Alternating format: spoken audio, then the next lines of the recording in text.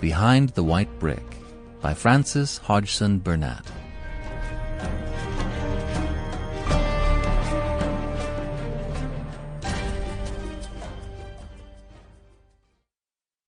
It began with Aunt Hattie's being out of temper, which it must be confessed was nothing new. At its best, Aunt Hattie's temper was none of the most charming, and this morning it was at its worst. She had awakened to the consciousness of having a hard day's work before her, and she had awakened late, so everything had gone wrong from the first. There was a sharp ring in her voice when she came to Jem's bedroom door and called out, "Jemima, get up this minute." Jem knew what to expect when Aunt Hetty began a day by calling her Jemima. It was one of the poor child's grievances that she had been given such an ugly name. In all the books she had read, and she had read a great many, Jem never had met a heroine who was called Jemima, but it had been her mother's favorite sister's name, and so it had fallen to her lot.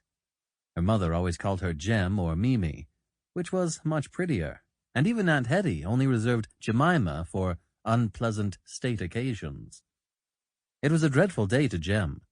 Her mother was not at home, and would not be until night. She had been called away unexpectedly, and had been obliged to leave Jem and the baby to Aunt Hetty's mercies. So Jem found herself busy enough.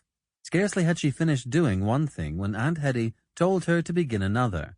She wiped dishes and picked fruit and attended to the baby, and when baby had gone to sleep, and everything else seemed disposed of, for a time at least, she was so tired that she was glad to sit down. And then she thought of the book she had been reading the night before, a certain delightful storybook about a little girl whose name was Flora, and who was so happy and rich and pretty and good that Jem had likened her to the little princesses one reads about, to whose christening feast every fairy brings a gift. "I shall have time to finish my chapter before dinner time comes," said Jem, and she sat down snugly in one corner of the wide, old-fashioned fireplace. But she had not read more than 2 pages before something dreadful happened.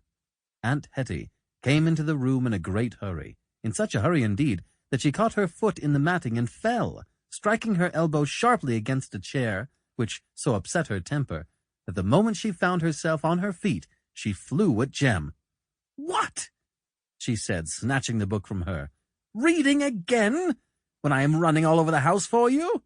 And she flung the pretty little... Sample complete. Ready to continue?